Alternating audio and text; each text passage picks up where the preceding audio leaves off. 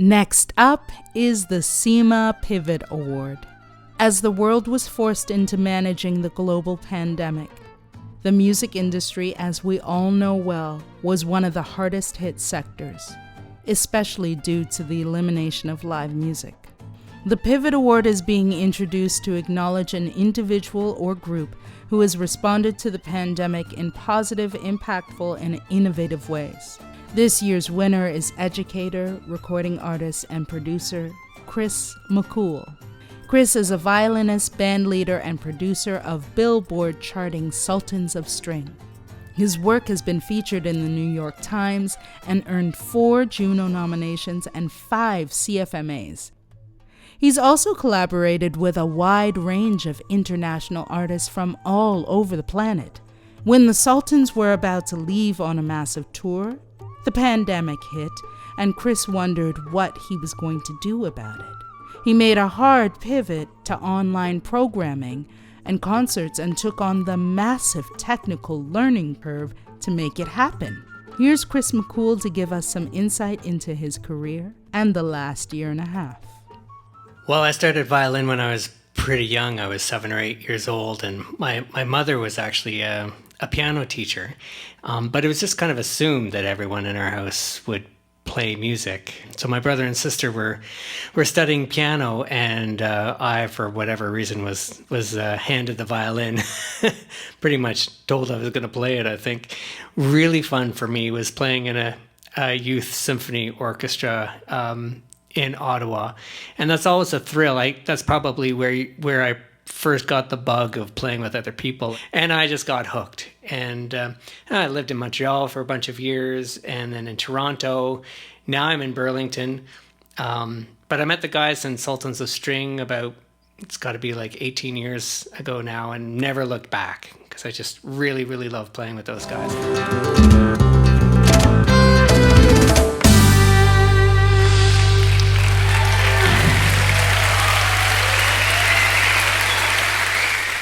Hi Chris, this is Alejandro, and I just wanted to congratulate you for this award. You are an amazing musician, and this work that you have been doing over the last year is impressive.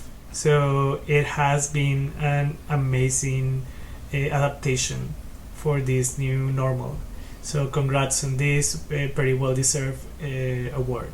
Whether it be environmentalism or celebrating multiculturalism and new Canadians and new immigrants to Canada, using our power as a band to amplify those voices has been a more meaningful journey for me. So, and being a world music band, you can't help but be influenced by all this incredible music and culture that comes here to Ontario. It's almost like a model of what we would want our politicians and leaders to do, to come together and listen to many voices. I think it's really important, whatever profession you're in, to figure out how to use it to do good in the world. And this is what we've done. Hey, Chris, congratulations on the Pivot Award. I honestly can't think of anybody more deserving, and absolutely you have invented a whole new level of juggling act. It's absolutely thrilling to see what you've been able to do, and it really does say something about the future for what this means. So congratulations to you, and very well deserved. So in my background as well, like most people think that because my last name's McKhool and I play violin or fiddle that I must be Irish or Scottish and play lots of jigs and reels, but actually McKhool would have been pronounced McKhool in Kafr Mishki, Lebanon, where my ancestors are from. When we started creating our most recent album, Refuge, it was greatly inspired by what was going on around the world, in Europe, in the US with the Mexican border, and happening here in Canada too, just the kind of intolerance that just drives me absolutely crazy. And so we really wanted to make a strong statement of inclusion with Refuge, and invited over a little bit ridiculous, maybe over the top, but invited over 30 guests to perform with us, many of whom came to Canada and the US as refugees and new immigrants.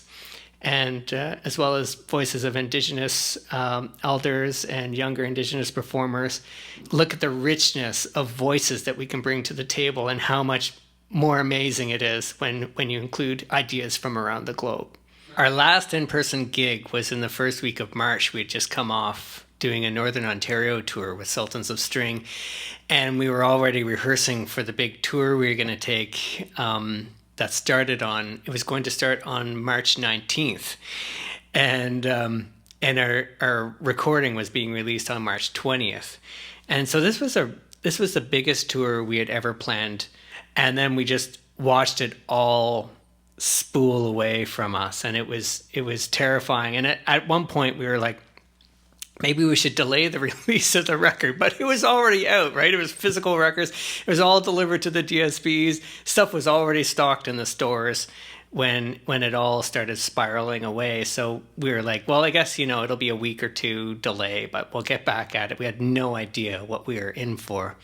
And we lost that whole year of touring, and it was just heartbreaking.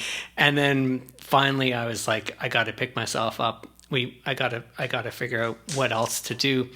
And I had no experience with cameras or any of this technology, like zero.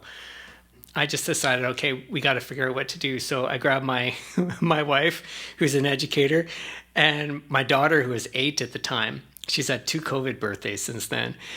And we put together a little show for families. We called it McKhool and the Gang. And just with an iPhone, and just filmed ourselves live to Facebook, and really enjoyed the process. It was just so amazing to actually be able to connect with people again in some way. I knew that I wanted to do something more than just a webcam, because the computer camera was really pretty nasty looking. There's a little bit of a hack you can use where you can buy really old DSLR cameras, like these 10-year-old Canon DSLRs for like $150 off Kijiji, and plug them right into the computer. And they look amazing. Like, this is one of those cameras right now. And all along the way, there are just so many things that I had to learn and figure out. And so really like just going maybe a little bit over the top with the COVID safety, but, just feeling like it's really important that we be super responsible. So now I've actually got 6 of those Canon cameras, and I've got them all set up all around the room so I can switch here with my feet. Here's Kevin's camera, the guitar player. This one's for Drew, the bass player. Here's the wide angle where you can see everyone in the room, and then we can tile it up in really interesting ways and keep it really fresh. We've got sound effects like applause for the Zoom crowd. Or rather, when we're doing a concert for young audiences. We've done about 50 education concerts since the pandemic began. But there was no way that they were going to have any access to the performing arts for the whole school year. I think, it's like really important for kids to have access to the arts. And especially now in Ontario, where the kids are still not back at school. And we have to figure out, like, how to keep them happy, how to keep them sane in this time. Hey, Chris. Congratulations, buddy. When I first heard that you were up for this award, I thought to myself, well, if there's anybody on the planet who deserves an award for pivoting over the last year, it's you, my friend. I've watched you basically build an entire functioning TV studio, piece by piece, operating camera switches with foot pedals and all that wonderful stuff. All the while playing an instrument and hosting a show. I don't know how you do it. It's kind of like the proverbial, bumblebee defying the laws of physics by actually flying. It's an incredible accomplishment and a testament to your dedication to providing, the best possible quality concert experience to your audience. Well deserved, and congratulations, my friend. Looking forward to more shows. I think, like, the future of live music, it's going to be a rocky few years.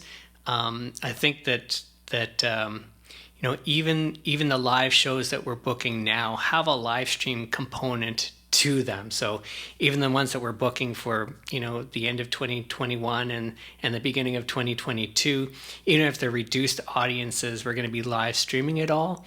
And I think that's going to happen for the foreseeable future.